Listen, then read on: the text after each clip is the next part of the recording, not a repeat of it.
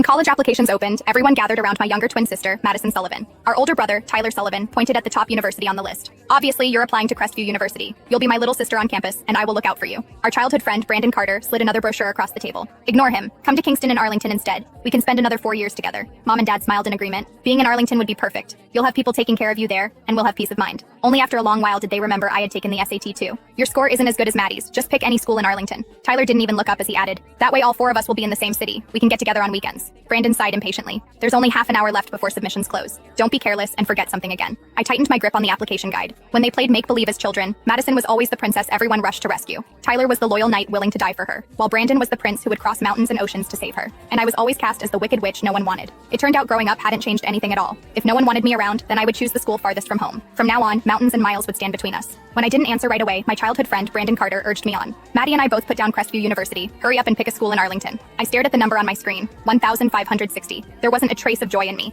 I'd outperformed myself on the SAT. My score was higher than every practice test I'd taken before. The 2 elite universities they'd just spent so long discussing, I qualified for both of them. I couldn't stop myself from asking, you always said Kingston University was your dream school. Are you really not going anymore? Brandon froze. Then he let out a scoff, as though the answer were obvious. What's the difference between Kingston and Crestview? The important thing is where Maddie wants to go. Brandon had told me countless times that Kingston University was the school of his dreams, and yet all it took was one sentence from Madison for him to give it up. Suddenly, even the last traces of attachment I still felt seemed laughable. Silently, I moved my cursor to the very top of the list. Then I typed into the search bar, South Coast University. It was a university on the southern edge of the country, more than 700 miles from home. Click, submit, confirm, just like that. After we'd finished submitting our applications, Mom and Dad each sent Madison and me a cash gift. The moment Madison opened hers, she wrapped herself around Mom's arm with a grin. I knew Mom loved me the most. Then, out of habit, she turned to me. How much did Dad send you? I opened the transfer notification and answered flatly, $200. Madison lit up instantly. Even so, she still put on the act of being the thoughtful little sister. Mom and Dad were probably worried you'd spend money recklessly, so they transferred the full $20,000 to me instead. If there's anything you want to buy later, just tell me. Mom reached over and tapped the tip of her nose affectionately. That money is your reward for scoring 1,480 on the SAT. Spend it however you want. Then she turned toward me.